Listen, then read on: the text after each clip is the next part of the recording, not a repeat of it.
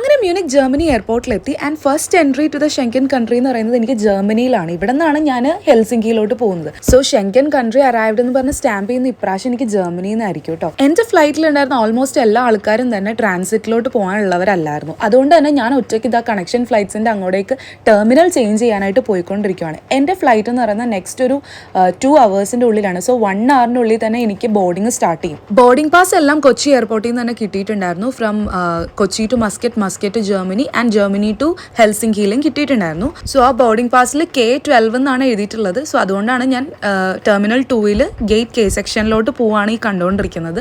So K എന്ന് പറയുമ്പോഴത്തേക്കും JKL പോകാൻ വേണ്ടിയിട്ട് ഈ വേറൊരു മെട്രോ ഒക്കെ എടുത്ത് പോകണമായിരുന്നു. സോ അതൊക്കെ കഴിഞ്ഞ് ഞാൻ K12 എത്തിയപ്പോഴത്തേക്കും അവിടെ ആരും ഇല്ല. 7:44 ആയി സ്റ്റാർട്ട് ചെയ്തിട്ടില്ല. അപ്പോഴാണ് ഞാൻ സ്ക്രീനിൽ നോക്കിയപ്പോഴത്തേക്കും ഗേറ്റ് ചേഞ്ച് ചെയ്തു K16 ആണ്. സോ K16 ചെന്നപ്പം ഫ്ലൈറ്റ് 1 hour ഡിലേ ഉണ്ടായിരുന്നു. കാര്യം എന്തോ മെയിൻ്റനൻസ് ചെയ്യുവാണ് അവർ. ഇനി എനിക്കുള്ളതൊരു 2.5 hour ആണ് ഹെൽസിങ്കിയിലോട്ട്. സോ അതിൻ്റെ പാട്ട് ഞാൻ അടുത്തതിൽ പറയാമേ.